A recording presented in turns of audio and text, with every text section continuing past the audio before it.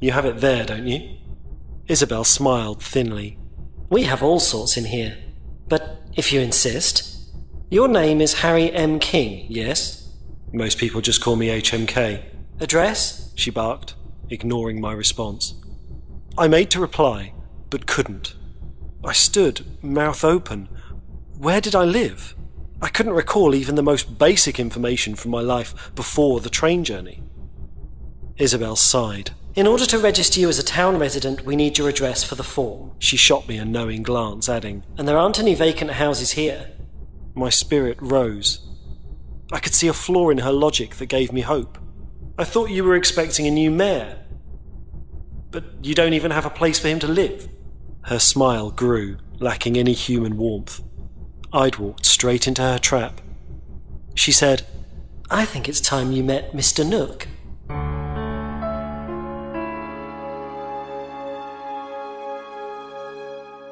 While the memory of my last sojourn in Animal Crossing was hazy, especially how I had escaped the first time, there was one name that stuck in my mind. Tom Nook. I remembered Nook as a small-time shopkeeper. Beyond his day job, he had a sideline in building loans for desperate residents. Between the loan sharking and his retail monopoly, he'd made a lot of money out of the town. It didn't surprise me to hear that he was still around. Isabel told me that Nook had a real estate shop on Main Street. If I wanted somewhere to live, Nook was the guy to speak to, but my memory told me I should get out of this town without making his acquaintance. It was late, and I needed a place to sleep. Isabel's directions took me back past the railway station. I looked inside for somewhere to lie down. There was a row of plastic seats in the station lobby, which looked uncomfortable. The station guard would likely have thrown me out anyway. I ruled out sleeping in the open under trees. All I had was the clothes on my back, and the night was turning to chill. With a grim realization, I saw that the only way I'd find a proper bed was through Tom Nook. I told myself it would only be for one night. In the morning, I'd figure out a way home.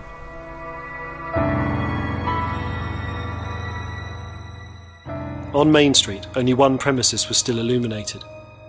The sign above the door read, Nook's Homes. I took a deep breath and stepped inside. I've been waiting for you. Tom Nook walked to the centre of the room. He was just like I remembered. Same swagger, same rodent features. He wore an expensive, bright yellow sports jacket. On behalf of the Iowa Falls Chamber of Commerce, I'm pleased to welcome you. He let the impressive title hang in the air for a moment. I believe you want to build a house, yes? You just take your pick, boy. I can build just about anywhere you want. I don't really need a house. I'm not even staying long enough to process the planning permission. Well now, don't you worry about permission, especially with you being the mayor and all. The town hall and I have a very amicable arrangement. But you need somewhere to stay, surely. I can give you a roof for the night, even if it's canvas. That would be fine, I said, feeling my tiredness growing.